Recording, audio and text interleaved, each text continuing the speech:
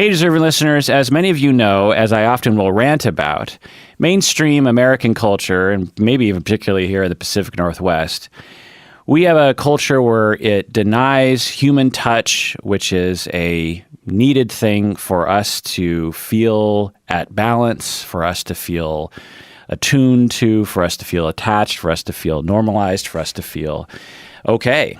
And some people will go for months without ever touching a single human being, except for like incidental touching, maybe like bumping into someone on the bus or maybe a handshake here and there.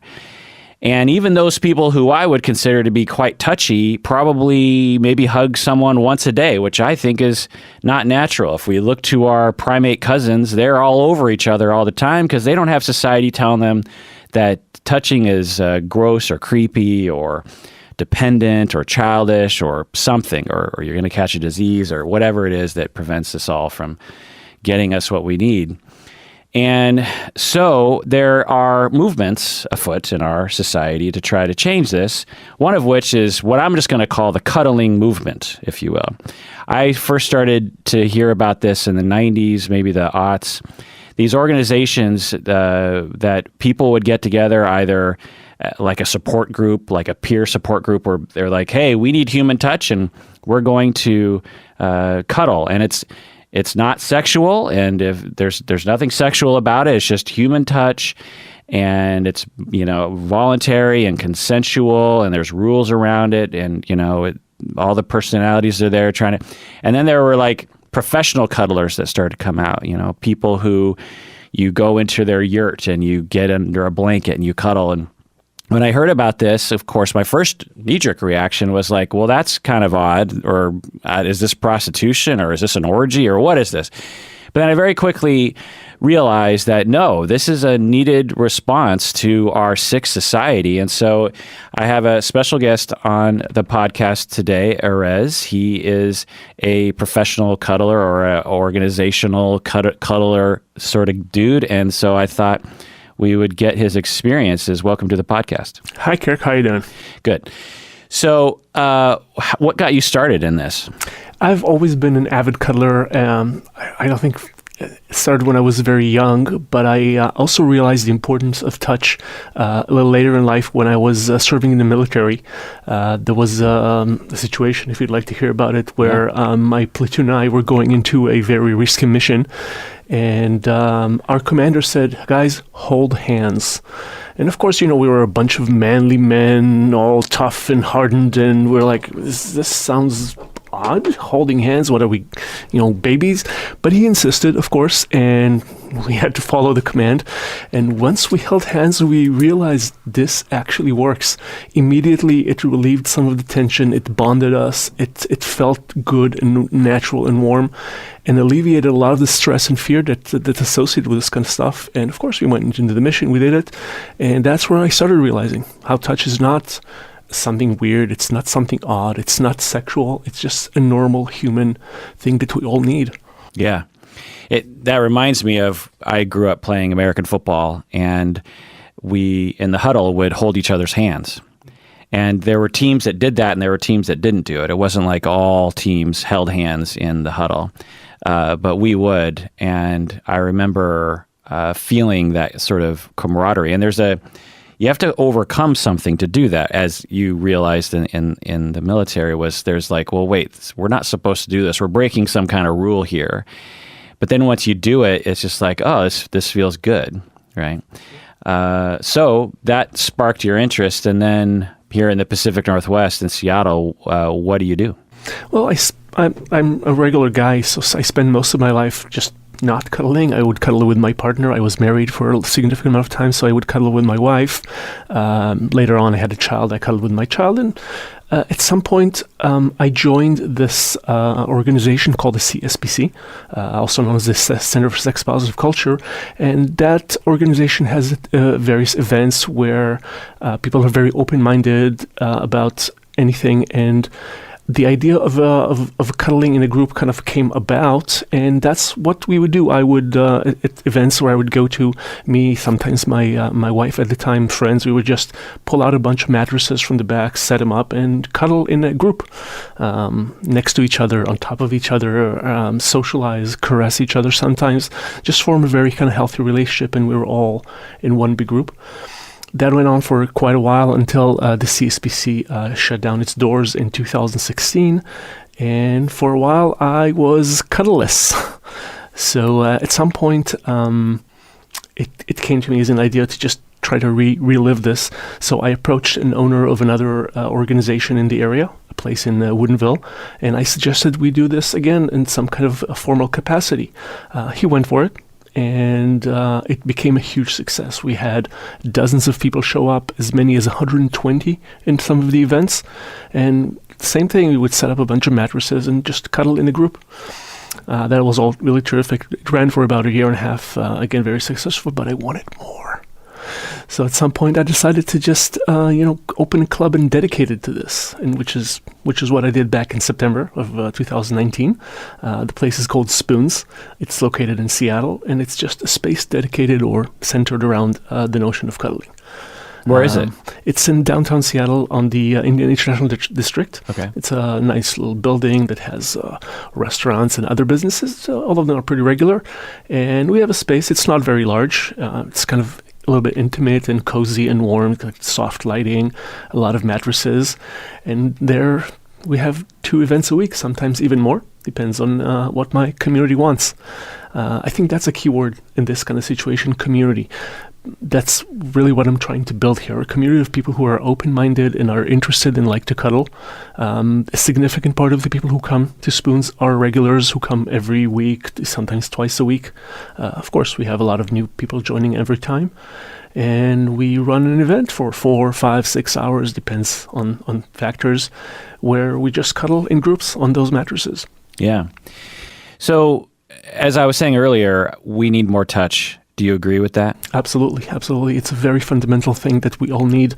You probably know how when a child is born, the first thing the doctors will tell a mother is cuddle your child, spend time to skin to skin. It is an important, even critical part of the human development.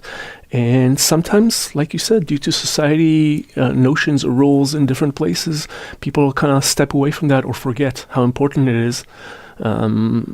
People who have partners of different types typically do some kind of cuddling. Some don't, for different reasons. Some of them don't because their partner doesn't like to cuddle. Sometimes life gets in the way. They are too busy. They don't have that time to kind of delve into that calmness, that period of time. Some people don't have partners for different reasons. I think everybody deserves to be touched, everybody who wants to, of course. And that's one of the reasons I created Spoonz. We have the events where you can come and enjoy that healthy, beneficial touch, whether you are single, whether you're married, whether you're young or old, pretty or ugly, rich or poor. We have options for everybody, and that's what I'm trying to create there.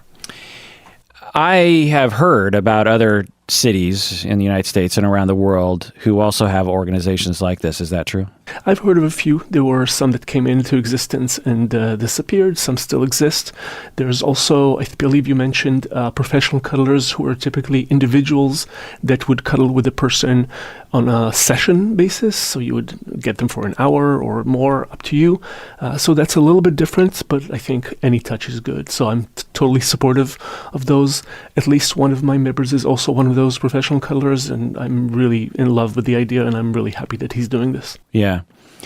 So I want to get back to something you said about the Center for Sex Positive Culture. One of our very first episodes back in 2008 was with Alina Gabosh, who was the director. Yeah, and a dear friend of mine. Okay. And she came on to talk about sex positive culture and also about BDSM. And it's still, and polyamory, it's still one of our most popular episodes 11 years ago. And she invited us to come to the center in Interbay. And we've talked about it on the podcast before, and me and the other co-hosts, Umberto and Lita, went there for some evening event. It was like because it's a membership thing, like you can't just walk in, you have to, Alina Gabosh had to vouch for us to get in on a temporary basis. Anyway, it was the hottest day in Seattle history, like in the middle of the summer, 2008. And it was very interesting. You know, there's a lot of things going on, a lot of different BDSM things, dancing, talking. There were things in other rooms. There was no air conditioning. There were cages and, you know, just various different kinds of things happening. People having sex. Now, that was just one evening event. The Center for Sex Positive Culture has a lot of different kinds of events. I didn't know they had cuddling events back in the day. They did, yep. That were, I'm guessing, non-sexual. That depends on the guests of that specific event. The way I organize those cuddle things were not sexual. Okay. So occasionally a person might be somewhat or completely undressed, but relatively rare. And that's the same way at Spoonz. We are a open-minded a group of people who come to this to Spoonz, and a significant portion of my guests are also members of the CSPC, or at least former members. So they are open-minded, and that means at Spoonz as well they are permitted to engage in some more adult-oriented activity. Some of our events are geared specifically towards those kind of activities, although it's not a huge part of it. I could say, you know, in the 5 months that we've been open, there have been a handful, maybe 4 or 5 incidents where people actually engaged in adult activity. They're permitted to. It's up to them, but it's not a very significant part of what we do. I'm trying to imagine what that looks like exactly, because, I mean, as a caveat before I ask this question, I know that there are other cuddling organizations in Seattle where that's like strictly prohibited, where they're like, no, even if 2 people are consenting to any kind of sexual genital, stimulation. Yes. That's not what we're here to do. We want to make everyone comfortable. We don't want to have any kind of mixing of different worlds. We want to focus on cuddling, and there's another place. If you want to do cuddling and sexual activity, then by all means, but let's have this beef, because a lot of people who are reticent to start it, if they hear about the possibility of sexual things happening that could ramp up an already anxious individual. But it's if you set the rules and everyone understands what's happening going into it, there's obviously nothing wrong with it.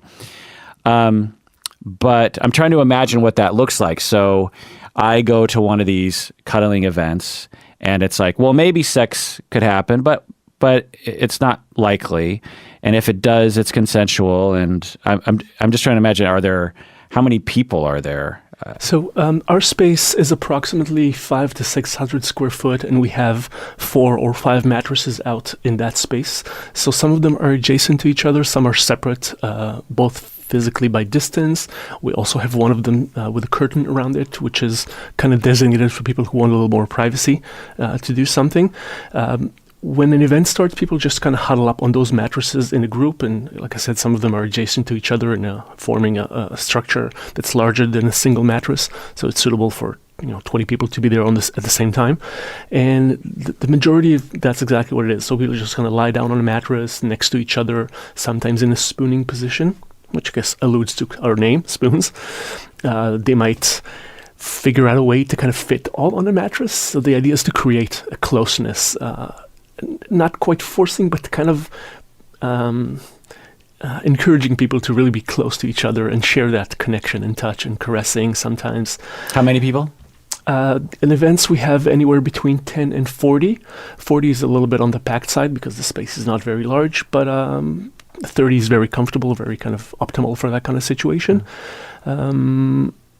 The Spoonz has been growing steadily, of course, since day one. We've had about 30% growth every month.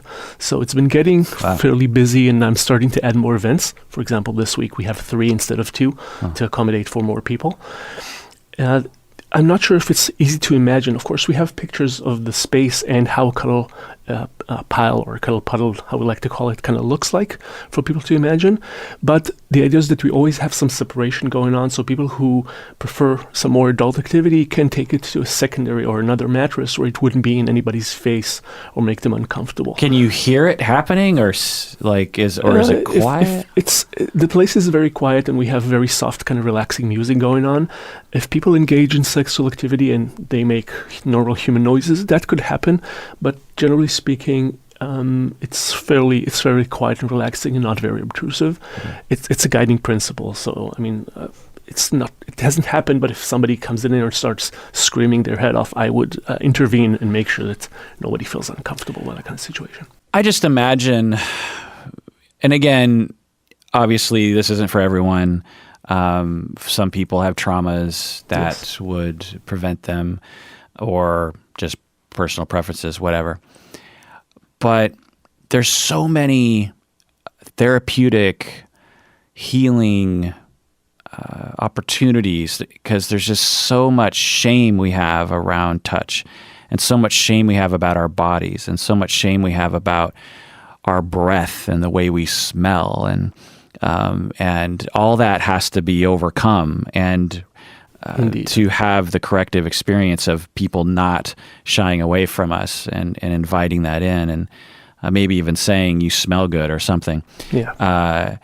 So that's just like surface level stuff, and then the shame we have around, again, the way our body is, and touching other people, and of different kinds of people, like men touching men non-sexually, how that would evoke our brotherly or fatherly kinds of traumas around rejection and denial of touch growing up or something.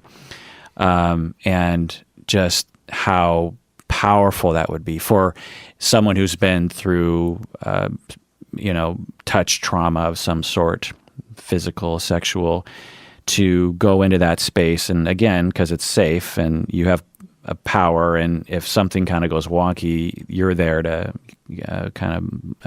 mediate, to have this corrective experience around the touch being safe, and have that repetitive,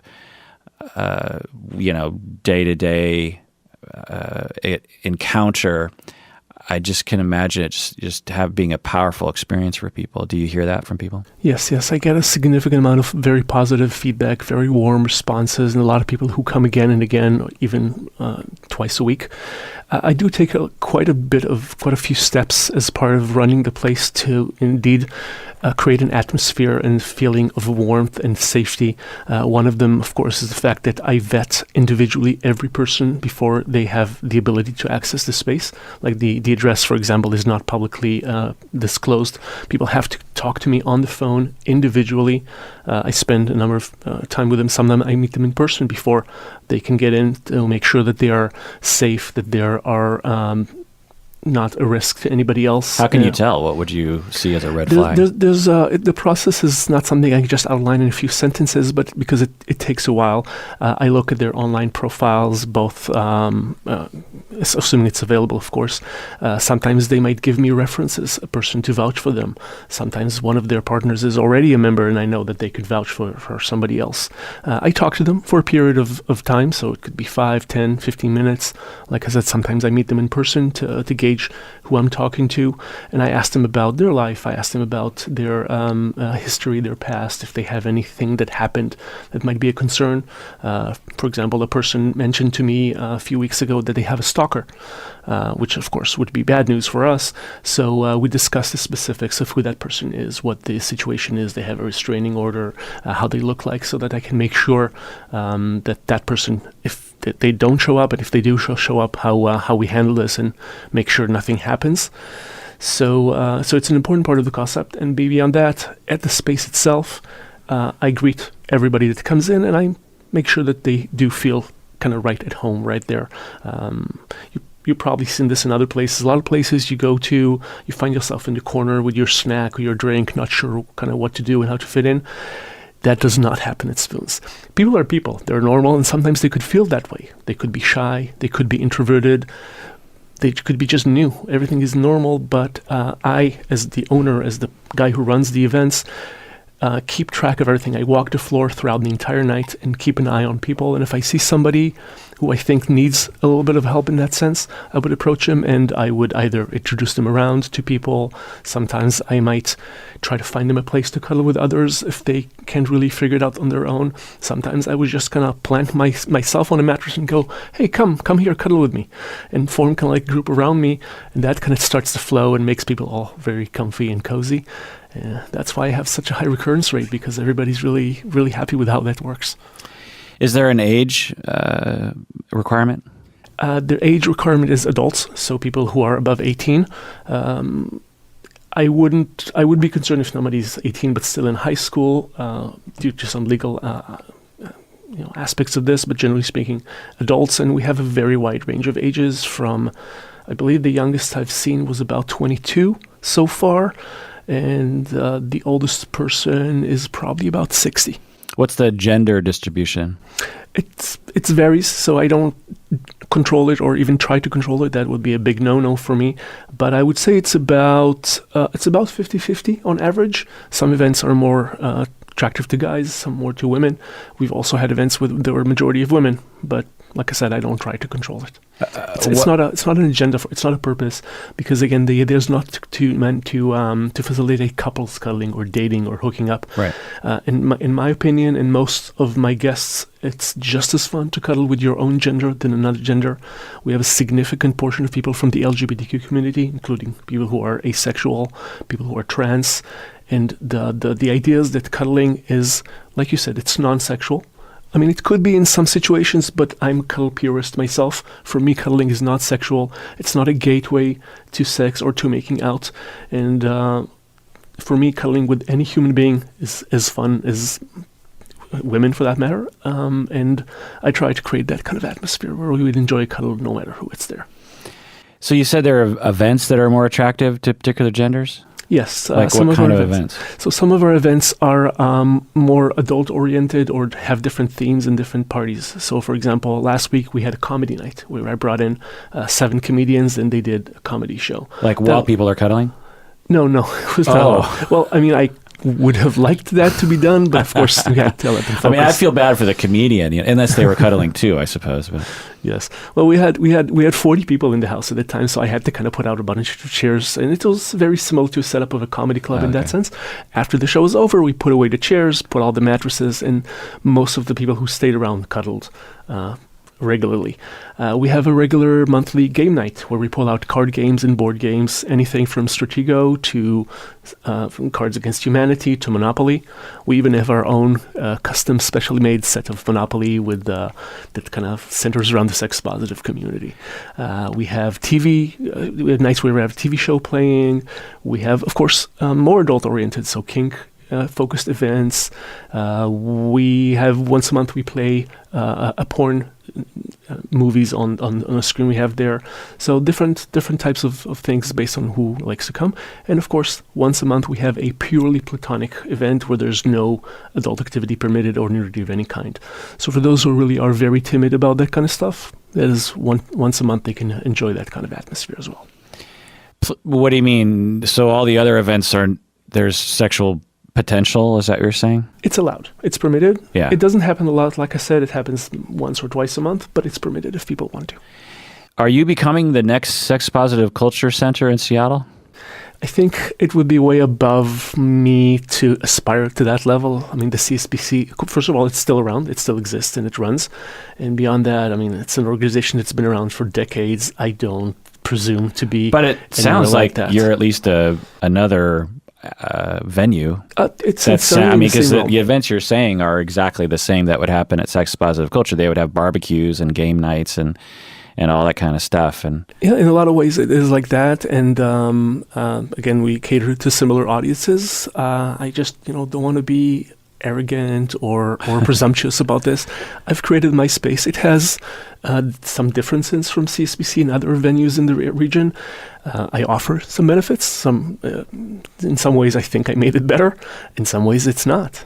How is it obviously, it's better, for example, in the fact that we have a very large parking garage dedicated to us with a room for 70 cars. We're also on a very main public transportation hub, so people can get there from anywhere very easily. I've made a lot of small things in the place that make it fun, like a phone charging station, so you don't run low on juice. There's special places on the walls to hold your glasses while you're cuddling, so they don't get crushed. A lot of things of that nature, but obviously the place is small. The CSBC has a very large space, can host hundreds of people, while I cannot. So there's always those differences. You said it closed in 2016? The CSBC closed its doors in 2016 in their original location, which was in Ballard. It was in Inner Bay or Ballard? It was in Ballard. It was in Ballard? South of Ballard, just south of the Inner Bay. Inner Bay. I'm not familiar with the name of the area, but yes. Yeah. So it closed the location there in 2016, and it was without its own location for a while. Why'd they close? There was the owner of the building where it was decided to sell the property for redevelopment, and it became a storage storage location. The CSBC at the time had no permanent location for a while, and eventually they did. In a cooperation with an organization called Paneros, they opened the location that is in downtown Seattle on Pioneer Square, which is where they operate now. There's differences. So it used to run 40 events a month, and now I believe it's 1 or 2. And like I said, many of my guests are current or former member of the CSBC, so it's shared in a lot of ways. I mean, are a lot of your people in your community thankful that someone opened up another venue that emulates at least or continues the community? Yes, and it's very important for me not to be, in a competition mode. There are many venues that cater to our community, and all of them are terrific. I oftentimes refer people to their activities. My website also lists and links all of them together. I think we all need options. I mean, people like my guests need options. I believe the community needs those events and venues, and I think we all gain and benefit from supporting each other and recommending each other rather than trying to win or anything like that. Right. I mean, the whole idea is based on the benevolence of let's open our doors to the sides of most people, if not all people, that are being suppressed by society, not only in cuddling, obviously, but also sexual expression and being able to talk about things in a sex-positive manner. Yes. We're all traumatized by sexual shaming and by body shaming and gender shaming and whatever. And the sex-positive culture movement that's been around for a while has been trying to push back on that. We're succeeding in some ways, but it's this giant tidal wave of shame that is to some extent ever increasing in some ways, in my opinion, or at least in certain arenas. We're definitely not healthy as a society. There's just so much shame and limitation and judgment and I'm not just talking about, the religious right per se. It's everybody. And so, obviously, with all that hope and benevolence in the community, you're not out to crush another organization. The opposite. Alina Gabosh, how does she feel about scaling back? Do you know? I don't know how she feels about the CSBC, but of course she's still involved with them. She's doing events or involved in events that are there. She was also planning in appearing in my comedy night to perform. Unfortunately, due to illness, she was unable to attend. But I feel a lot of positive vibes from her. Like I said, she's a dear friend to me. Yeah. You're right about the fact that our society does cause some challenges. I've personally observed a 9-year-old child, get disciplined for hugging another student in school when they were partying on some school day. That kind of state of mind is harmful to anybody. We shouldn't feel shame or bad about wanting to touch another person and enjoy that kind of situation. There's a caveat to that of just like maybe the kid being hugged doesn't want to be. There's a way to help kids navigate that doesn't just shut it down, right? Absolutely. It's just like, you're hugging. That's great that you want to hug. hug me. I want a hug, but, we want to kind of make sure that people are okay with it, Absolutely. and sort of navigate that so that it's not a black and white kind of. Of course, consent is always a significant factor for me personally, for Spoonz, and for anybody who should have that on their mind.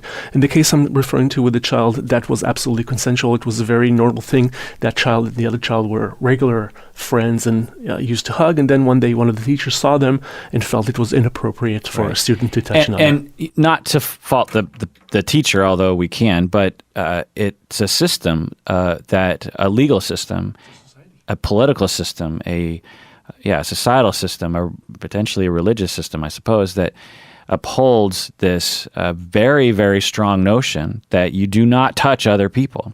Because if you're touching other people, that is like a hair width away from sexually abusing them, which I find to just be bizarre, And as, a man, a cisgender man myself, it's worse for our kind because it's like if I am on the bus and someone needs help or something and I reach out, I won't, because I'm like, well, I'm pretty sure at least half the people on this bus will assume I'm trying to rape someone or I'm trying to grope someone. A cisgender woman there will still be shame, but there's just this tremendous culture around creepiness and sexual predators, and a lot of men in my circle are frequently ranting about, like, look, there are sexual predators out there. They're a minority. They're out there, and I get the association, but it's like 0.1% or 1%. I mean, I don't know. It's a small percentage of cisgender men who would ever be capable of doing such a thing. The rest of us are not capable. We don't want to. It's not on the agenda. We don't like non-consensual acts. We don't want to impose ourselves on other people. It's actually like nails on a chalkboard to think we would, touch someone in a way that they wouldn't want to be touched.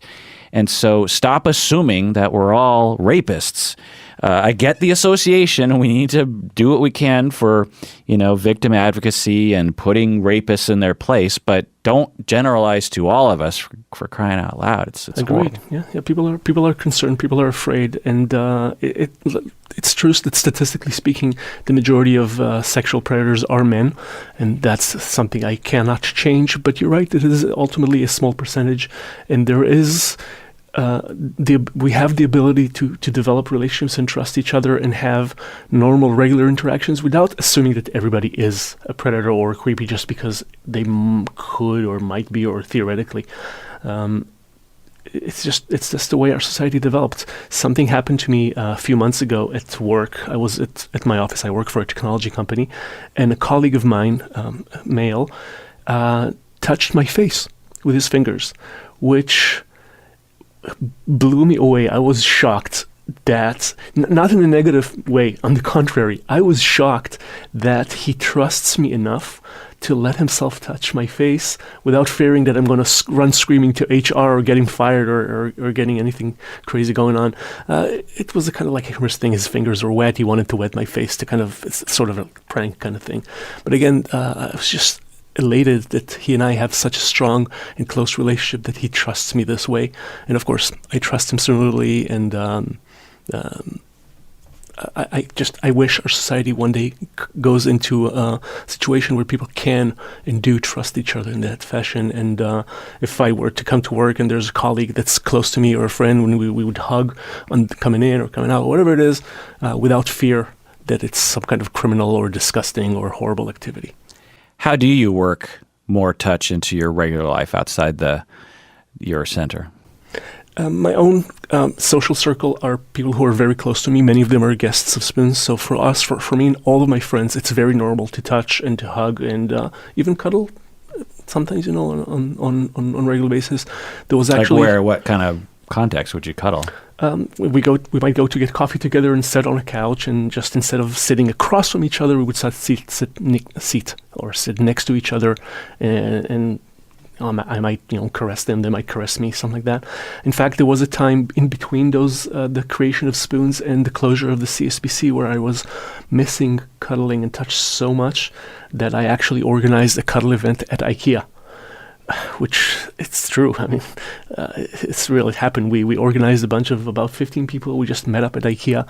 They have this area near the cafeteria where there's a bunch of couches, and we just hung there for a few hours and talked and caught up on stuff.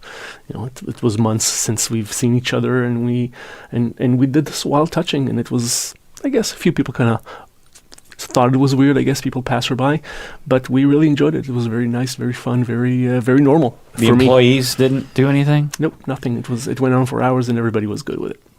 So I want to take a break, and when we get back, I want to ask you about the potential legal issues, okay? Sure. All right, we're back from the break. If you haven't become a patron of the podcast, do so now. Go to patreon.com, become a patron of the podcast. You get access to all of our best episodes, and you won't have to listen to ads like you just listened to. So I'm curious, you mentioned earlier that you try to avoid legal issues. Yes. What sort of legal issues do you avoid? Well, of course, people who are underage may not have the legal ability to consent to some of the activity that goes on at Spoonz. Sexual activity itself and kink activity are usually restricted to people who are adults. So it's not a very clear, like, forbidden or disallowed. I mean, people who are consenting above certain ages are okay to do it, but I don't want to take any kind of risks in that situation. I want to be above reproach in that kind of sense. That's why Spoonz is also a legally registered business, just like any other. And it's your side gig. Is it making money for you? I mean, you don't have to answer that question, but you said you work in tech, and I do. Yes. This is like your hobby, or I like to think of it as my calling rather than my hobby. But yes, it is a hobby. It is a side activity for me. I work in tech, and I've invested pretty much everything I had in making Spoonz happen. So I'm obviously, businesses take time to take off. They require investment. I invested a significant amount, and I'm actually very transparent about it. Anybody who asks will hear the exact number of dollars I put in there. And I hopefully within time, I actually might break even this month, very likely. We were very close to this in January, but the snow hampered some of our plans. So I'm optimal that we'll break even. And then, with time, maybe in a year or two, I might be able to cover some of those costs. Lucky for me, because I work in tech and I make a significant amount of money, that means I can afford to kind of take a breath and not be too stressed out if I make less or even lose a certain amount of money in the process. That's lucky for me. Does this... You mentioned that you used to be married, and I don't know, Yes. your current... I am divorced, yes. Are you in a relationship with someone right now? Yes, I am polyamorous, which people probably guessed because the sex positive community is very much in line with polyamory. So I do have a boyfriend and a girlfriend, and I'm dating a couple of people that might eventually develop into more serious relationships. Okay. I'm very open to it. Because I was wondering if your energy into this calling was a way of having intimacy and physical touch without the complication of having to commit or having to, find someone that's compatible with you or something. I don't know. Is this question making any sense? It makes a lot of sense, and like I said, a lot of people who come to Spoonz are people who may find it challenging to have somebody else or somebody regular to cuddle with. Me, myself, I've not had a challenge with this. Like I said, I have a girlfriend and boyfriend that I've had for over 2 years, way before Spoonz, and I don't think I'll have much challenges in finding somebody to cuddle with, but I do like... like I said, Spoonz is my calling. Bringing cuddling to the world is my calling, and something that I want to do, hopefully one day full time. Maybe even have other cuddle clubs, other places that will reach additional audiences, people who are too far away from Seattle, or find it challenging in terms of scheduling. People need touch. It's very evident. It's very clear, and the responses I have from my guests clearly show that this is the right thing to do. That this is causing very positive impact to their lives, and I just want to bring it to as many people as I can. So Alina Gabosh, upon meeting me in 2008, and really opening my brain to sex positive culture and to polyamory, and I guess to BDSM to some extent as well. I set my mind to, because I'm not polyamorous, but I set my mind to understand the community and understand the benefits and those who choose that lifestyle. And as time went on, because it's interesting, just a side note, when I listened back to that episode in 2008 where she's talking about polyamory, my questions are the sort of questions you'll hear from people that don't know anything about polyamory. The sort of typical knee-jerk reaction questions that people will have. They'll say like, well, how does that work? Don't you get jealous? Like, are you just cheating on your spouse? You know, these kinds of questions. And I mean, I wasn't asking those questions exactly, but it was from that kind of ignorant mindset, really. Over time, I've just investigating a lot, but really it was Alina started to refer clients to me who were poly. And so I would start to treat not only individuals, couples, but also the polycules, as they call them, right? And so I would have 6 people on my couch, but it doesn't fit 6 people, so I'd have to get other chairs, but sounds like a cuddle pile. Right. And so there would be a married couple, and then the wife's boyfriend, the husband's girlfriend, another,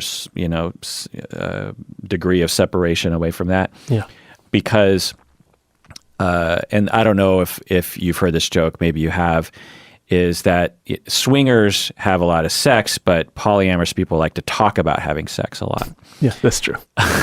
And so because part of the polyamorous creed or ethics is to discuss things beforehand so that no one is taken by surprise, everything's consensual, and that polyamorous people are also interested in kind of typically longer term relationships. So you have to talk about it. You have to figure out, what people want, what their needs are. And I had a question here, but I'm forgetting what it was. Oh, for those people out there who aren't aware of polyamory, they might be thinking, wait, so he has a kid and now he has, this lifestyle. What's that like for his kid? Can you answer that question? So my kid is not aware of my polyamorous lifestyle, and I do not have plans to have him involved in it or be aware of it.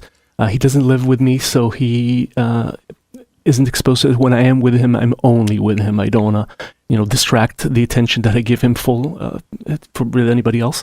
So that's part of that. I do know that that many people have polyamorous households. For example, my own girlfriend lives with her husband and her girlfriend in a house. In fact, it's one of the most amazing examples of how polyamory can be so beneficial because my girlfriend, comes from an economic background that doesn't give her a lot of leeway in terms of running her life, and her girlfriend is also not very financially wealthy, but so together they separately they both lived in a relatively small places, but together as a family of 8, 3 adults and 5 children, they've actually been able to afford a very, very large and very nice house in Auburn where they all live together. And not only is it a huge space for all of them with a room for every child, but having 3 adults living in the house also means they have a meal on the table every day, twice a day, and the place is clean and organized, and there's always somebody to do the laundry. And if one of them needs to go to see a doctor or go out, there's somebody to keep an eye on the kids and keep them good and healthy without external babysitters. So it's actually quite amazing, in my opinion. I'm very, very infatuated with some of the notions of polyamory. Of course, it is an imperfect way of life, just like anything else. Jealousy is a challenge for some people. Me, myself, I am incapable of feeling jealousy. I don't know what it is. I think it goes back to my childhood where I was exposed to some of these values very early on and was kind of deprogrammed from that notion. So I've never felt jealousy. I don't know what it's like. I can't even imagine it. Lucky for me. People I've seen sometimes were feeling those things. And like you said, it's something we talk about. Swingers and polyamorous people are somewhat distinct groups of people. There's a lot of overlap. There's a lot of people who are both. And of course, there's nothing wrong with swingers. Some of my best friends are. I've been to swinger clubs. I know a lot about them. But realistically, there is somewhat of a difference in the way things are done. People who swing usually have more interest in sex and less in relationships. A lot of them might have sex with a person without even knowing their name. Sometimes they intentionally do not want to know the person's name because they don't want a complication. On the contrast, people who are polyamorous are interested, but less or so in the sexual aspect of the relationship, and the connection. The relationship is what it is. And that's the same for me. Like I said, I have a boyfriend and a girlfriend. I actually have very little to no sex with both of them, with either of them, because that's not the main focus of the connection. And that's the way I do things. Some people have more, some people have less. But again, the main focus is the spiritual connection that I have with those people. The love, the caring, the being there for each other, being supportive. For example, my boyfriend has a medical procedure I'm taking him tomorrow for, just like other people would take their wife or a girlfriend to it. It's perfectly normal, and that's the important part. Yeah, it's beautiful. I have treated families like the one you mentioned, and at the time I was still doing in-home family therapy, and so that was pretty eye-opening as well to me. A polyamorous family with kids. And I had a lot of conversations with everyone, including the kids. And there was a teenage girl, and she would talk about how, she was like, yeah, at school I don't really talk about it because no one really understands. But I don't know. I don't understand what the big deal is. I mean, my parent, my 4 parents are just as annoying as if I had 2 parents. Yeah. Yes. I have 4 parents that are telling me what to do, and I don't want to do that. Yeah. And I also understand that they love me, and that's fine. Like, if you take away the construct and the shame and the judgment and the I don't know, all those negative connotations, kids are just like, yeah, whatever. It's the same transition that all of us have made in terms of like, wait, so 2 men can raise a child? Most of us have if we came from a place of ignorance or skepticism, we now understand, like, yeah, of course, and research shows that as well. Don't you need a woman's love? That research shows, no, you certainly can if you want, but there's no developmental differences when 2 gay men raise a child from birth. So it's the same when it comes to poly relationships as well. And it emulates the way it probably was and still is for probably a majority of the world, which is you have your parents and you have your uncles and your aunts and your grandparents and the friends of the family whom you call aunts and uncles, but they're not really aunts and uncles, who all participate in the child rearing of an individual. You mentioned the religious right as maybe a part of society that may object to polyamory or some of these things. And yeah, that does happen. Although if we really think about this, polyamory goes way back. If you think about even biblical times, Jacob, the famous biblical figure, he married Leah, and then he married Rachel. So there was 2 wives, but those 2 wives also came with 2. I believe the term is, I'm not sure if it's mistress or something. I'm not sure of the English term for it. But basically 2 women who live with them without matrimony. And those kinds of relationships were very common back in biblical times and all throughout history. Only around the 4th century after Christ was where the church kind of started pushing towards monogamy. And then it was about time it became standard. First the Christians, and a few hundred years later the Jews also started adopting that way of life. And that's been the case for many, many years. Although there are still societies that practice polygamy or variations of it in several ways. So polyamory, of course, is very prevalent in America, in Canada. In my home country of Israel, it's also extremely prevalent.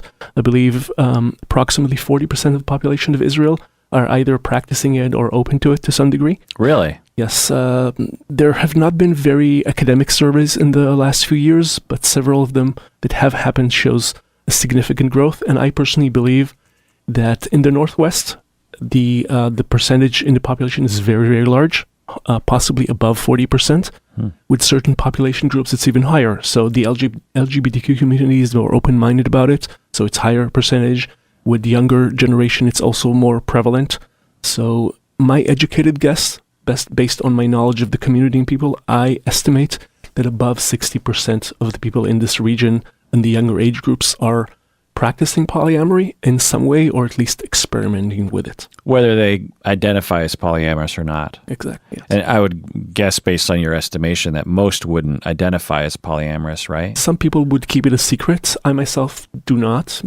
People at my workplace and all my friends are aware of it, my family, of course, as well. But yes, there are some stigmas somewhere, and some people prefer to keep it private. Or they don't know about polyamory, and they're just acting as polyamorous. Some people might have a lover or something, or even do it with some kind of shame or secrecy, without knowing that it is in reality polyamory, which literally means multiple love. The polyamory concept of ethical non-monogamy means that we feel obliged to be honest, open, and ethical about it. But if a person does that unethically, they're still technically loving multiple people at the same time. I obviously would encourage anybody to be open and respectful and share that information, data, and not do anything unethically or secretly. Reality sometimes is different than what I would hope for, but that's so it is. Right. Meaning that if you're in a committed relationship and you are starting to have strong urges to have sex with other people, or connection with other people, or you just want to make out with someone, or you just want to cuddle with someone, or whatever. Exactly. And that there's a way to navigate that with consent with your partner. It's not without its jealousy. It's not without its potential hurt. It's not without the potential of your partner going like, nah, I don't want you to do that. I'm a monogamous person. No, you can't do those things. There's a way to do it ethically, respectfully, lovingly, that doesn't lead to secret affairs, right? Absolutely. That can be very painful because it's the lies and the hurt and the deception that destroys people's trust for each other. And if you had just started out as the urge was emerging with some conversation, all that could have been saved. Of course, our society doesn't make it any easier because there's no rom-coms about polyamory, Well, there actually are a little bit of that going on. It's being portrayed on the media more and more in the last few years. Even the current show, there's a show that started a couple of weeks ago called Avenue 5, a science fiction comedy show, where actually they show the captain of the ship talking to two people using something like Skype, and the person on Earth says, "Oh, look, our husband is in space." And then the camera pans to show a picture of three of them together, so they are basically a polyamorous throuple, is what we call it. So it's becoming more and more prevalent in the media as well, reflecting real life. Jealousy, ultimately, you know this probably better than I do. Jealousy a lot of time comes from fear, the fear of loss. We have a person in our lives, and we're afraid that if they love somebody else, they will stop loving us. Which is something that a lot of us kind of get taught over time. People tell us, that you can have only one. If that one's like somebody else, they will leave you. But that's really the thing. Polyamory suggests that does not have to be the case. A person can love many people, and if they love you and another person, there's no reason for them to leave. If you give them a reason, sure, but there's no technical reason for it. They can exist in several ways, either living together or living apart. But there's a lot of options, and there's no need to be afraid. I have multiple partners. I am absolutely not concerned about any of them leaving me because I'm a great guy. I'm nice. I'm friendly. I'm supportive. I'm there for them in every possible way, and vice versa. So none of us have to fear that kind of situation. And when there's no fear, there's no jealousy, at least in my case. Yeah, absolutely. That's the fear. The attachment loss is that if they're going to look at someone else, if they're attracted to someone else, if they have sex with someone else, then that is a clear indication of the beginning of the end of that connection, which is not inherently true. I will say that having treated a lot of polyamorous couples and people, that the flexibility can lead to more relationships ending. So I'm in my, that's not a bad thing. It's just a thing, I guess. But I have seen people who I would guess, if they weren't polyamorous, might still be together, because all your energies have to go into one person. So you kind of have to make it work.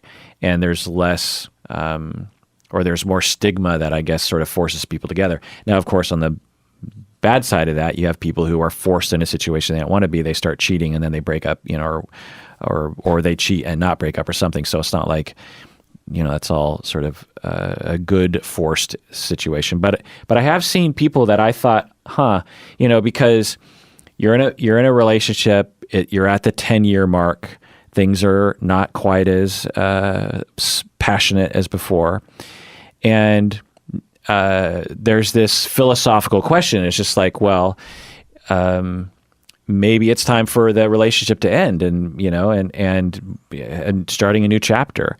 But there's another philosophy, and there's no right answer to this, of just like, well, what about that long-term familiarity and love that people can have where you're together for 30, 40, 50 years?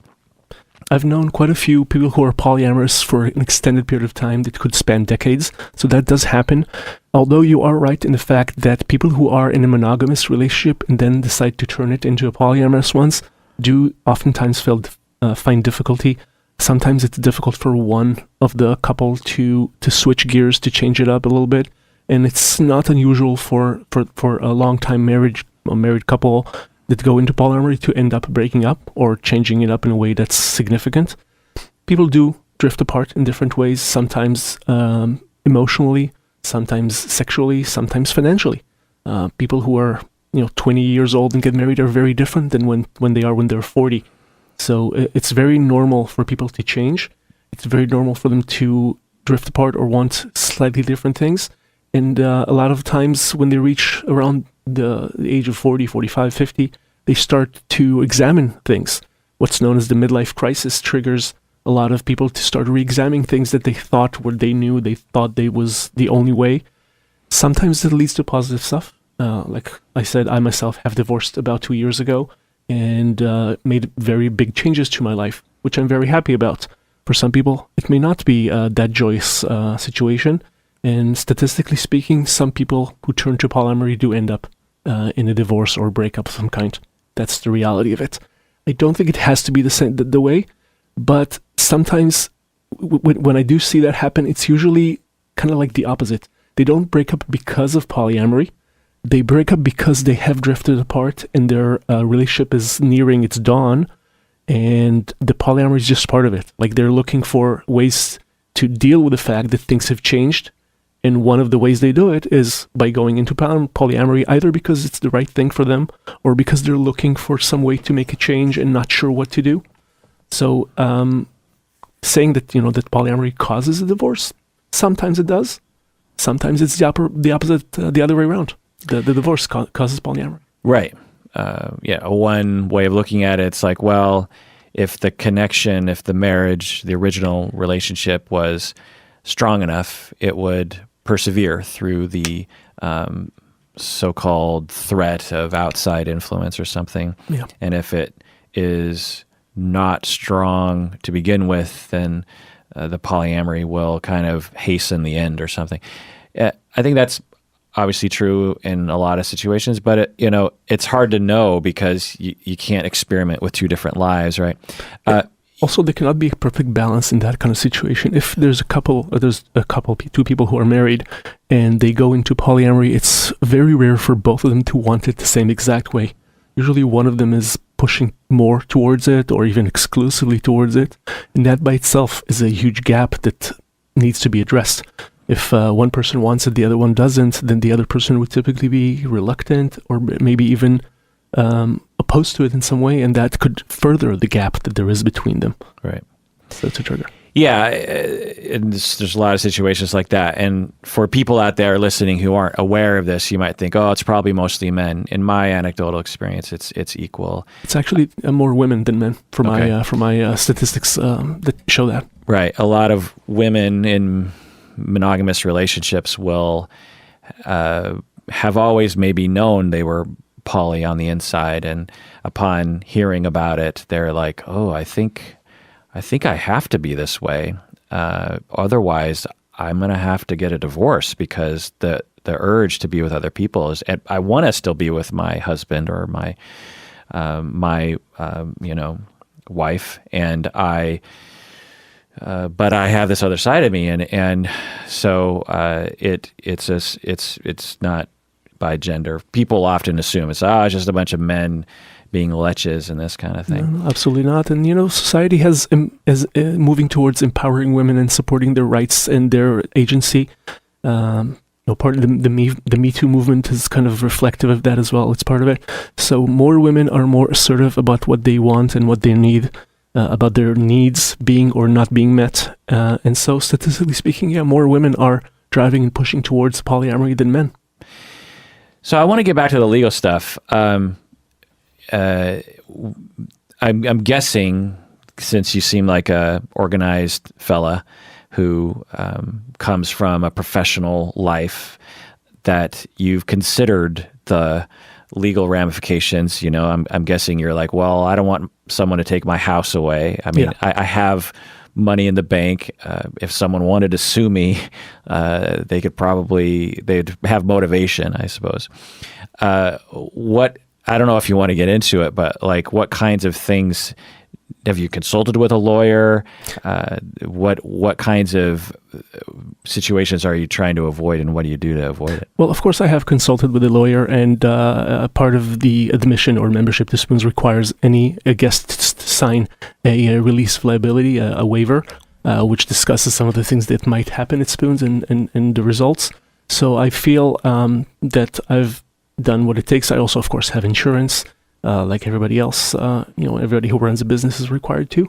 Does it cost more for you to get it? Absolutely, costs a lot, yeah. Did the insurance company go like, wait, so we got to send you to a specialist because we can't figure out what the liability... They're the same company who insures the CSBC, so they know exactly what I'm talking about. There was no surprises there. They were good. And I am generally not very concerned about the legal ramification. They're important, and I took steps to ensure that the business is protected and so forth. But people who come to Spoonz know exactly what they're getting into. The website is very clear about that. The vetting process that I do, as I mentioned earlier, I talk to every individual and make sure not only that they are safe for us, but also that we are safe for them.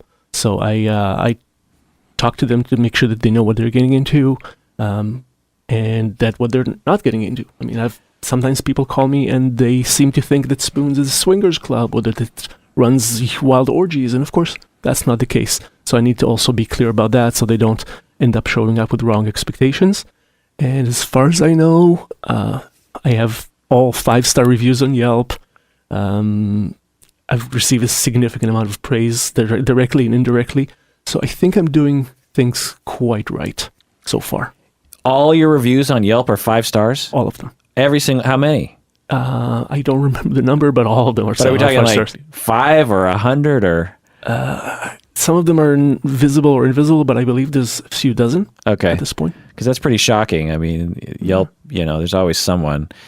So far, yeah. I've had a person who was unhappy one time, like a person who had the wrong level of expectation. Like what happened? He came in and he was spending some time with a person there, and things were kind of heating up. He was attracted to that other person. He wasn't aware that she wasn't into it. Oh. So he was sure that this is inevitably going to lead to some kind of sexual encounter. And when he found out that it wasn't, he left unhappy to that degree. And of course... Why do you think he had that misperception? I'm not sure. I guess he felt aroused by being close to that person. And it happens, you probably know this, it happens to men mostly, but not only, that they receive positive attention from a person of the other gender and they see it as a signal that it's developing into a romantic relationship. Right. Of course, it's not always the case, and I make a point of it in part of my briefing to new guests to not misinterpret signals and be respectful and open and keep boundaries. But people sometimes can feel or think this way. In this case, of course, he was unhappy, and therefore I contacted him and talked to him about it and offered a refund for that event, so that at least that I can do. And there's a certain limit to what I could do. You can't keep everybody happy, but I did my best, and I think I was very fair with him. How much does it cost? The events cost between $10 and $20, depends on if it's a weekday or weekend. And there's also some options available for group tickets, monthly tickets. There's several options. Yeah, I suspect that, because I've seen this before. I mean, on one level, we can't blame some men for at least some of this, in that they're taught that there's one mission in life, and that's to bag the babe, and that if a woman gives you eye contact, then that's them signaling to you. Also, happens, yep. Messages that men own women, essentially, and if they want something, then they take it. So there's all these rape culture-y messages, and also just misunderstandings and sexist messages. But also, I think that for some people, regardless of gender, they are narcissistic in a way and have a hard time mentalizing or understanding what's going on in someone else's mind, and they kind of confuse their own thoughts for other people's thoughts, and they will get pretty locked in. Absolutely. And then when the other person finally draws a line, the narcissistic person becomes extremely angry, because they're like, well, you led me on. Like, you were purposefully screwing with me, when in fact the victim was just like, I was just being nice. Yeah, absolutely. It happens a lot. Yeah. And so I imagine that personality also comes into play. Yep. Do you try to screen for that? Because that'd be hard to screen for. It's difficult to screen for, and there's a certain limitations. I can't, grill. I can do 100. I can't do what's it called, 120 degree, or I can't grill a person on the phone or know everything about them. If they lie to me, they lie to me. I can rely on my senses and ethics, and that's why I mentioned sometimes I meet a person in person rather than on phone if I'm not confident that I'm reading them right over the phone. But that's part of life. I do. Beyond the fact that, of course, the website is very clear about what Spoonz is and isn't, and beyond clearing it in the briefing, and on the phone, like I mentioned, we have a briefing that we do to new guests at the beginning of every event. So for half an hour, we talk about rules and concepts and what is, what isn't. We talk about consent. We talk about discretion. And I believe I'm very clear with that. And so in the 5 months, we've had dozens of parties, and we've not had any significant issues like that, other than that person I mentioned. And hopefully that will continue to be the case. I'm very diligent. It's very important to me to create that safe space. Being small, that means I'm also I'm always there in the middle watching what's going on. And if I see any kind of change in tone, any change in the atmosphere, I might intervene. Safety is always our number one priority. I mean, if the Center for Sex Positive Culture with Alina Gabosh, which from my memory was around for decades, yes, managed to survive with them doing a lot more variety of things than what you're doing, then, they must have navigated the legal aspects somehow. Our community, both of the CSBC and my own people, are very attached to the, you could say, polyamory community. So the majority of them are polyamorous, and also many of them are part of the kink community. And that community, because it does not focus heavily on sex, and many of us are more spiritual or sensual in that sense, so they're less prone to issues that revolve around sex. So that's why I believe the CSPC was so successful. The community just kind of self-regulates, both in terms of balance of male versus female and balance of activity. And the same thing has been evident in Spoon as well. People are very happy and very enjoying that kind of atmosphere without having issues. Yeah, that makes sense to me, because, again, as I was talking about in the introduction, when we look to our primate cousins, there's a lot of touching. Bonobos are pretty sexual. Chimps are, on average, less sexual, but can be. But both species have a lot of touching, a lot of grooming, and just checking in with each other and that kind of thing. And the fact that you say that, it's like, well, we're so free to exhibit what we want and get our needs met, sexually, physically, romantically, intimately, talking, touching, sexual boundaries, very good at communicating about boundaries. And what ends up happening is the community, as you're saying, gravitates more towards, not so much towards sex as one might assume. It's intimacy, it's closeness, it's like a spiritual connection with people, which makes a lot of sense to me that deep down, if we're left to our own devices, we would touch a lot more and maybe even have sex less often on some level. Maybe. Yeah. Because for us, mainstream people, maybe one of the only ways we can cuddle and have that spiritual connection is by having sex. And so we're sort of routed into that one aspect of physical intimacy, when if we're just really allowed to be ourselves, 99% of the touching would be non-sexual, because that's our natural state. That's interesting to think about.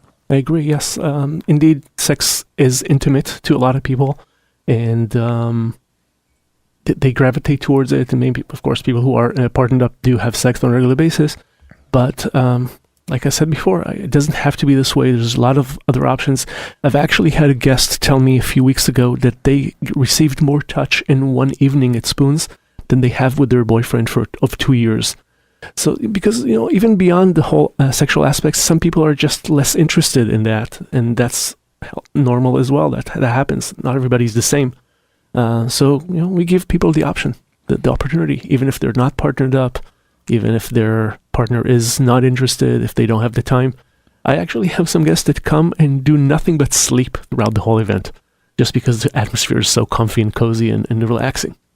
Yeah, I was going to ask about that. Yeah. Most Americans are sleep deprived, I think particularly in Seattle, because of people who work in tech, honestly, and they're expected to work so much that as soon as you got them in a comfortable, warm spot, they would just conk out. Yeah. I might too. I'm very quick to nap. So I've had a group of 4 people who fell asleep during the event. It was last Saturday, I believe, and the party was supposed to be over at 2 a.m., but I just couldn't bring myself to kick them out, so I just let them stay, and they slept until almost 5 a.m. Oh my God. And then kind of walked by themselves and left. What'd you do? You just left, or? No, I went to sleep too. Oh, okay.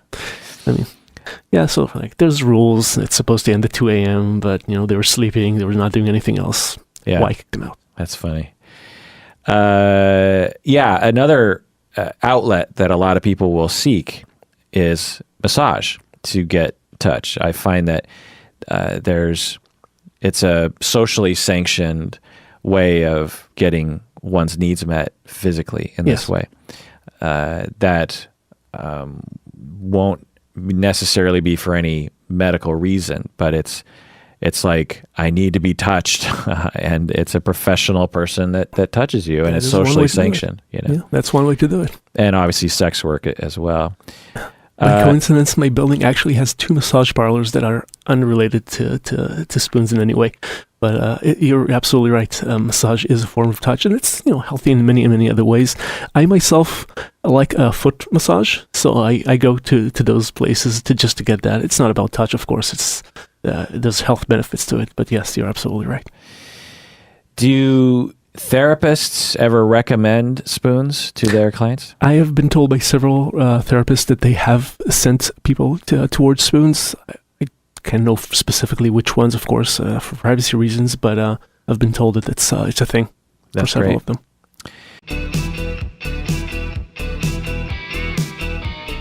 So I want to end with you describing to the listeners what the lived experience is like for you when you are either at Spoonz or wherever, and you don't know the people, maybe when you first ventured into this or something. I want to have the listeners get into your shoes a little bit. For me, what was it like for you? For me, touch has always, like I mentioned, the military example is something that's always kind of been on my mind. So for me, it's very natural, very easygoing, very simple.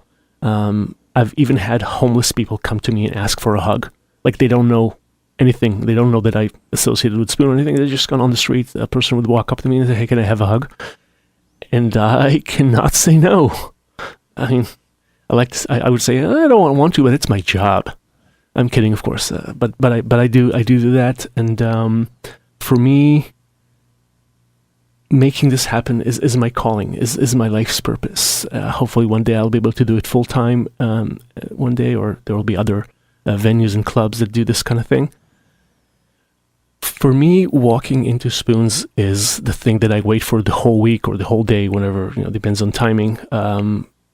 It's 6 hours or 4 hours if that's the weekday of pure happiness and bliss. Now, of course, it is more for me as the owner, because things kind of revolve around me in a way. Meaning it's more blissful for you? Yes, than the average Joe, I guess. Oh, really? Yeah. I would think it'd be less because you have to be organization guy. There is that aspect. I mean, there is a certain level of stress related to the fact that I have to run the show, and I can't fully immerse myself in a cuddle as I would have maybe preferred. But still, just going in there and knowing that, today, in an hour, is going to be a bunch of people here. We're all going to cuddle. We're going to be together. It's something I wait for the whole day. And it kind of fills my Spoonz, if you will, Spoonz theory about personal energies. Spoonz theory is a way that some people kind of look at mental energy, where a person might have the mental energy to do certain things, care about certain things, and they might lose or deplete some of that energy. So like if you've had a very long day at work with a lot of people demanding you or a lot of stress or pressure, you run low on that energy or run low on Spoonz. And you might sometimes hear or see a person just kind of being out of Spoonz, like I don't have any more Spoonz to give, which kind of is a different way to say that they don't care anymore. They don't have the ability to care anymore. I believe I've never run out of Spoonz myself. One of the reasons being is that there's so many things that fill up my Spoonz collection. And Spoonz itself does exactly that. An hour or two of cuddling, and I'm fresh back to factory settings, ready to give and receive and be loved and love others, just like I was just born. So it's really healthy for me. Beyond that, I'm a positive guy. I enjoy social interactions, both at work and with friends outside of the cuddling experience. So a lot of things fill up my Spoonz bank, if you will. So you're laying there for 2 hours, cuddling with people, the same people on either side of you? You move around? What do you do? Because I run the show, I do have to move around a lot. So do other people move around? Yes, people do move around. We even have a chime that chimes every half hour to kind of remind people that time is passing, so that they might get reminded to kind of shift. Myself, I would typically spend 20, 30 minutes with a certain group around me or near me, and then I might get up and get a drink or answer the door or do something else, check my messages, come back and sometimes cuddle with another group. These are all friends of mine. I mean, they're technically speaking, they're customers, but they're much more to me. It's much more personal to me. I greet every person who comes in the door. I greet, usually with a hug, every person who leaves. And I try to spend some time with every person who's at the party. Or the event. Of course, if they don't want to, they're right, but if they're open to it, and most of them are, I try to spend at least some time with each. So I basically just kind of, like a butterfly, spend 20 minutes there, then move to another group or move to another side of the group to be closer to somebody else. I talk to people all the time, when they come in and discuss things. A lot of people come up with ideas and notions and thoughts of what we could do at Spoonz, ideas. For example, about a week and a half ago, somebody suggested we do D&D events at the place, because a lot of people who are in the community are fans of D&D. So I'm now exploring and looking into doing this hopefully soon. And that's also another part of it. People come with ideas. I kind of like to say that if that it's a community, I will do what my people need. So if people want a petting zoo, I'll go get some goats and make that happen. Obviously, it's you could have cats and dogs intermixed with the humans for the cuddling. Obviously, the goats is a bit of an exaggeration, but that's my spirit. I really want to give people what they want and what they need. So I'm almost open to almost any kind of idea and suggestion. Yeah. I'm just imagining, for myself, I I'm sort of a fidgeter and a little bit of a hyperactive soul. So if I was laying there, I would imagine that my brain would get bored or something. It might.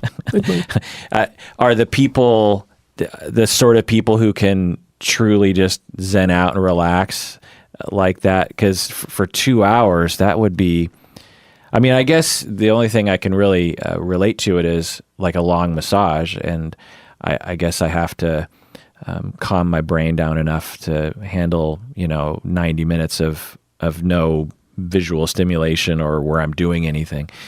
But it's still a little different because there's still some variance to like the massage, movements, 5 minutes on this leg, and there's a little bit of variety of the stimulation. So I'm just wondering like what your experiences of that is. The climate of the place itself is designed to be comfy and relaxing, so that could help or make people more relaxed, and many stay in the same place for 3, 4, 5, 6 hours.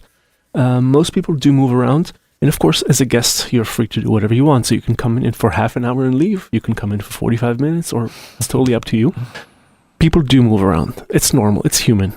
So they would move from one group to the other. They might go grab a drink, or sometimes, people who are vapors or smokers sometimes go outside for a little break. Bathroom breaks are also a part of it. 6 hours, right? Mm-hmm. So it's totally flexible. I've seen many people who literally stay in the same place for 6 hours and not move an inch. There's people who move every 10 minutes. There's people who ultimately are just not a fit for Spoonz. I mean, some people walk in, find that it's not their thing, and leave. Do people talk? Happens. Yes. Oh, of course, yeah. Most people who spend time cuddling do it while talking. Oh. So it's a social interaction. People are talking. They catch up about the news of the week. They talk about politics and the... Are there individual conversations, or is like all dozen people talking? It's usually some kind of group. I mean, again, the idea is that it's a group thing. So it's usually several people talking to each other. If there's a row of 6 people, then the person on one end can't really hear the person on the other end. But it's a conversation that kind of flows around the group back and forth. And what's she saying? Tell her. Yeah, that happens a lot. People just repeating and echoing or discussing. So most of the time there's talking. Yes, the majority of people do talk and catch up, and some of them don't. Some do. But okay, because in my head I thought it just like it's quiet, but that makes more sense to just like caressing have each other is a big deal as well. People caress each other when they are near each other. Sometimes when I'm in a group like this, I have 5, 6 people around me. I caress one with each hand, and another sometimes with my thigh or my foot. So it's a great part of a pleasure of the experience of getting a positive affection in that way as well. Is there a thought to erections happening? I mean, is there at least a conversation that people have? Because if a woman becomes aroused, it's less noticeable. Yes. If a man does, then I'm just wondering if there's self-consciousness or I don't know. I've not seen anything of issue happen at the place itself. I do know of one individual who was contemplating coming to Spoonz and did not because they were concerned that they might... that the closest might cause them to have an erection, and then that might embarrass them.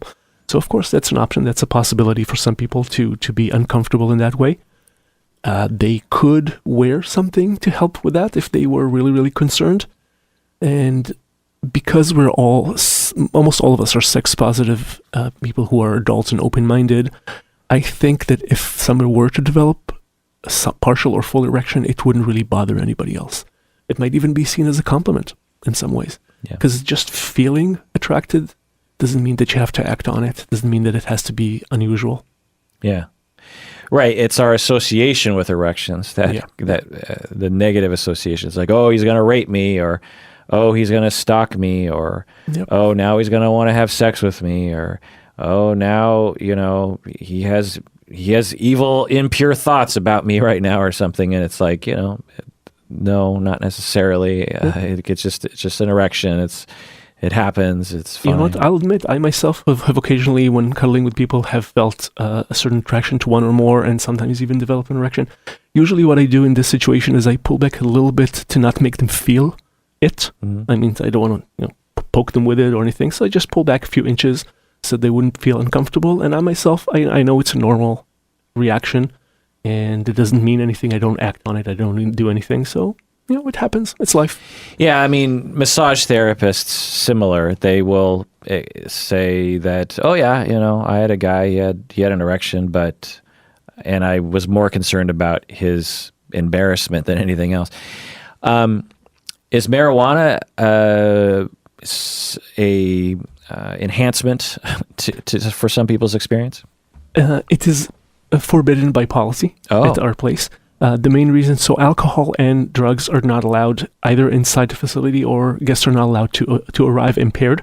The main reason, even though I respect and value these substances and even sometimes use some of them myself, they could affect a person's consent or decision-making process. And I don't want anybody cuddling and then making or doing something that they may regret later.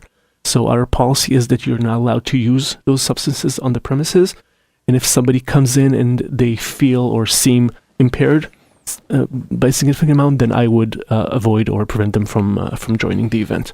It seems like a hard thing to monitor. I mean, a lot of people will use weed every day and don't look impaired. So, well, look, I'm not the police. I don't test them. I can't really complete it. And to be honest, to be fair, if they had half a glass of wine an hour before, it's not really going to impair most people's judgment. So that's not really what we're targeting here. Creating a safe atmosphere. So I tell people what they're allowed or not allowed to do. It's of course listed on the website as well, and I talk about it in our briefing. And I look at people as they walk in. I see how they talk. I greet everybody individually. It has not happened so far in the 5 months and the dozens of parties that anybody arrived impaired. But if they had, a hit of a vape pen before and they're slightly affected by it, slightly happier, it is not a huge concern as long as it's reasonable. So the last question, and this is the second last question I've asked, is there are people listening all over the world. And obviously, if you have a cuddle organization in your area, that would be a venue for you if this is inspiring you out there to get your needs met in that way, or to experiment with it to see if it's for you. A lot of people, though, don't live in communities where that's an option. What can they do? Some people can travel if they're within a reasonable distance, of course. I've had people come from Olympia all the way to Seattle for cuddle events. I've seen people come from Wenatchee and from Everett and other distances. If there's none in the community, I would encourage people to create, to make. What I did, I'm a regular guy. Anybody could do it. Anybody could rent a space somewhere, or even if it's their own living room at home or a friend's house, could put together a space and have a cuddle event. So I would hope that anybody who's interested and wants to will just make that happen in their region. I would even gladly give any person who is interested my entire kit or set of documents with operational procedures and information and stuff like that to help them get started, give them all the information they need. The world needs more cuddling, and I'm committed to doing whatever it takes to make that happen. Where can people contact you? The spoonz.org website is where they can find both information about the org itself and the contact form as well for me. It's listed there. I'm also pretty easy to find. I mean, if you type my name, Erez Benari, anywhere, I have quite heavy presence on the internet. Very easy to find. That's a hard URL to get, spoonz.org. Is it? Was it? It seems like that would have been chosen a long time ago by someone else. You would have thought that, but no, it was right there waiting for me. So that was kind of like a clue that Spoonz is a good name. Also, it was available in other social media places. So I just grabbed it, and it's been working well for me. Well, thanks for coming on the podcast, Erez. Thanks for having me. Nice to talk to. Likewise. I think that even just talking about cuddling somehow gets some sort of need met. For me anyway, it's just like it's a warm kind of feeling just to talk about these kinds of things. That I would love to have you at Spoonz as my guest anytime you like. Thanks. Well, people out there, if you want more information, go to spoonz.org and find out more.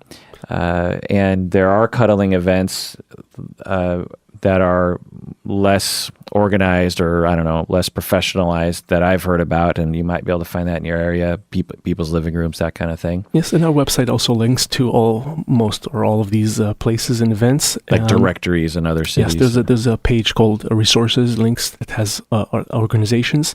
And just to mention, it is Spoonz with a Z. So spoonz.org. Okay.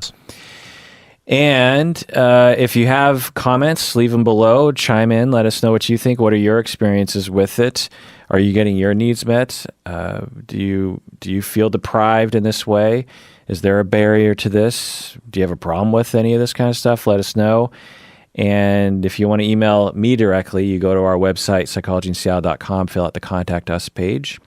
Let us know what you think. And please take care of yourself. Get your cuddling needs met, your touch needs met, because you deserve it. You really, really do.